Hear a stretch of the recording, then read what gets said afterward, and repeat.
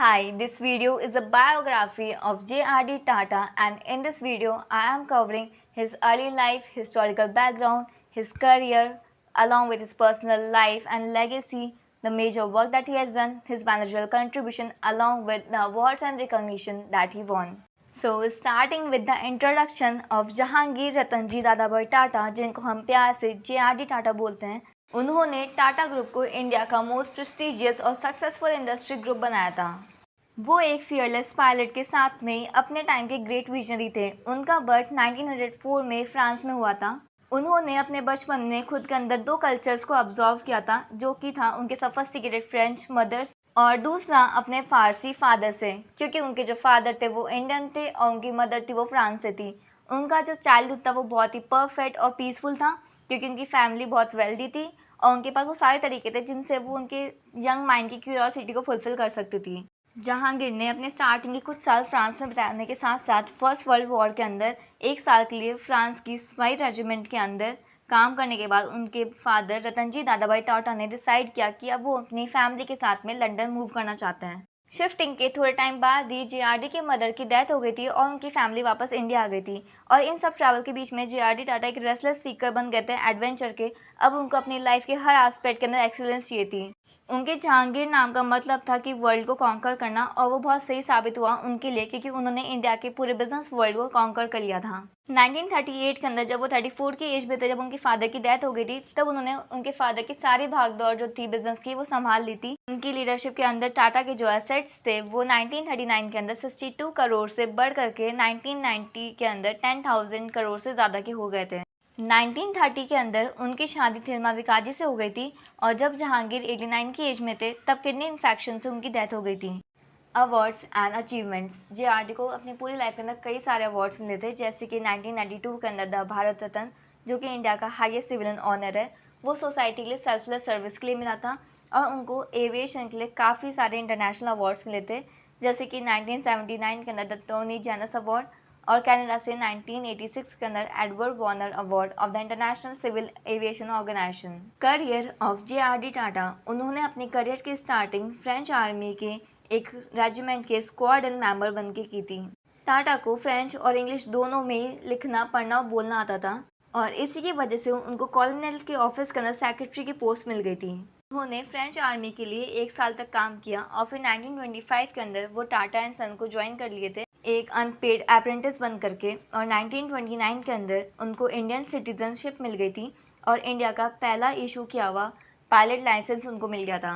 जुलाई 1932 के अंदर उन्होंने टाटा एंड सन्स के अंदर एविएशन डिपार्टमेंट को फॉर्म किया था, जिसको लोग टाटा एयरलाइंस बोलने लग गए थे, और अब उसका नाम एयर इंडिया हो चुका है।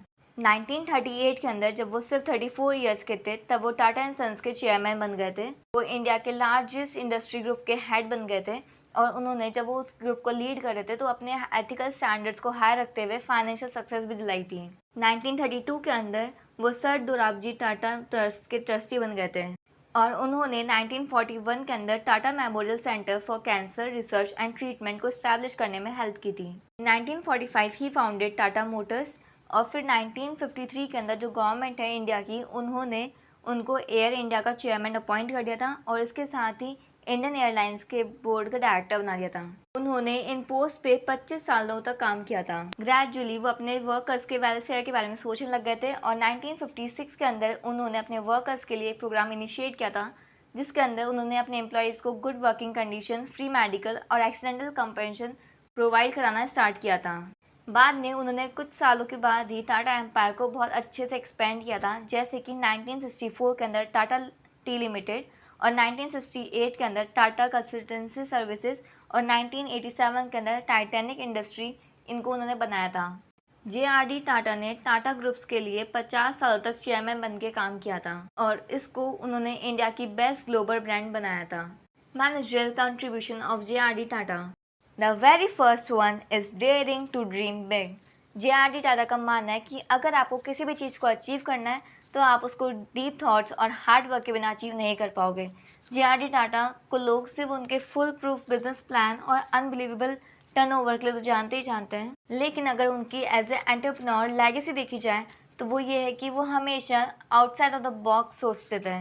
जब वर्ल्ड वॉर्स का टाइम था और जब पूरी दुनिया मशीन्स और टेक्नोलॉजी के अंदर एडवांसमेंट्स ला रही थी, तब जेआरडी ने डिसाइड किया कि जो उनका पैशन है फ्लाइंग का, वो उस पर काम करना चाहते हैं।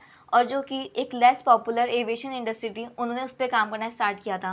और वो इंडिया के पहले लाइसेंस पायलट के साथ साथ उन्होंने 1932 के अंदर इंडिया की पहली कमर्शियल एयरलाइन स्टार्ट की थी, टाटा एयरलाइंस, जो कि अब एयर इंडिया हो गई है। जेआरडी को लोग father of the aviation industry बोलने लग गए थे। और जो जेआरडी की सक्सेस थी वो इसी बात पे थी कि उन्होंने एक ऐसी इंडस्ट्री चूज़ करी काम करने के लिए जिसका इंडियन मार्केट के अंदर किसी ने पोटेंशियल यूज़ ही नहीं किया था, और उन्होंने इसी बात से हिस्ट्री क्रिएट कर दी थी। बाकी एंटरप्रेन्योर की तरह वो एक यूनिक आइडिया लेके आते थे और अपने कमिटमेंट के थ्रू उसको एक ग्लोबल सक्सेस बना देते थे।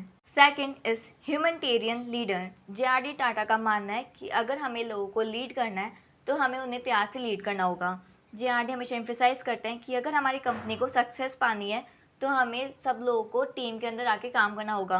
और जब भी जेआरडी को कभी भी अपनी सक्सेस के लिए लोग अप्रिशिएट करते थे, तो वो अपना क्रेडिट जो होता था उस चीज़ का वो अपनी टीम के साथ में शेयर करते थे। और वो बोलते हैं कि अगर किसी भी इंसान को एक सक्सेसफुल एंटरप्रेन्योर बनना है तो उसे पता होना चाहिए कि कैसे एक टीम में काम किया जाता है, और टीम में काम करते हुए उसका मैक्सिमम पोटेंशियल निकालना होता है, और हमेशा जब भी क्रेडिट मिले तो सब लोगों के सामने बांटना होता है।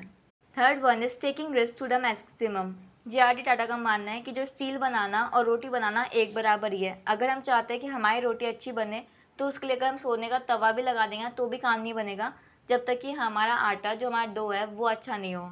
जेआरडी ने बिजनेस के अंदर हिस्ट्री क्रिएट की थी उस टाइम पे जब इंडिया को सिर्फ 40 साल हुए थे इंडिपेंडेंस पाए हुए ब्रिटिश रूल के अंदर, और उसकी इकोनॉमिक्स जो थी वो रास्ते पे नहीं आ पा रही थी। उस टाइम पे एक नई तरह की एंटरप्रेन्योरशिप को यूज़ करना और इंडस्ट्रियल रिवॉल्यूशन को प्रमोट करना बहुत ज़्यादा रिस्की था। उन्होंने बहुत अच्छे से मैनेज किया इस सिचुएशन को और उसको मल्टी करोड़ सक्सेस के अंदर बदल दिया। Fourth one is striving for excellence. JRD हमेशा परफेक्शन और एक्सीलेंस को कोरिलेट करते थे, और वो एक बिजनेस मंत्र को फॉलो करते थे जो कि था good food, good words and good deed. उनका एक सक्सेसफुल मोटो था, वो बहुत सिंपल था, जो था कि एक सिंगल आइडिया पे कमिटेड रहना और हर चीज़ करना, सारी एनर्जीज लगा देना उस एक काम पे जिससे कि आप उसका मैक्सिमम पोटेंशियल निकाल पाओ। The fifth one is thinking of the bigger picture. JRD का मानना था कि कोई भी सक्सेस या फिर अचीवमेंट अगर सिर्फ मटेरियल टर्म्स में देखी जा रही है तो उसका कोई मतलब नहीं है जब तक कि वो एक कंट्री और उसके लोगों के नीड्स और इंटरेस्ट को सर्व ना कर पाए। और साथ में ये जो सक्सेस है वो एक फेयर और ऑनेस्ट तरीके से अचीव करी जानी चाहिए। जेआरडी टाटा हमेशा फ्यूचर के बारे में सोचते थे और उन्होंने अपनी कंपनी के अंदर एचआर डिपार्टमेंट को इंकॉर्पोरेट किया था, और साथ में उन्होंने सबसे पहले पेड लीव का कॉन्सेप्ट इंट्रोड्यूस किया था, जिससे पहले कि यूएस या फिर ब्रिटेन 8 आवर डे का कॉन्सेप्ट फॉर्मली इंकॉर्पोरेट करते हैं अपने लेजिस्लेशन के अंदर। जेआरडी टाटा उसको अपनी कंपनी के अंदर इंट्रोड्यूस कर चुके थे और रेगुलेशन के अंदर लेके आ गए थे। जेआरडी टाटा एक फिलैंथ्रोपिस्ट थे और वो इंडिया को हैप्पी कंट्री बनाना चाहते थे। If you like my video then hit the like button, subscribe it and press the bell icon, and don't forget to share with your friends. Thank you.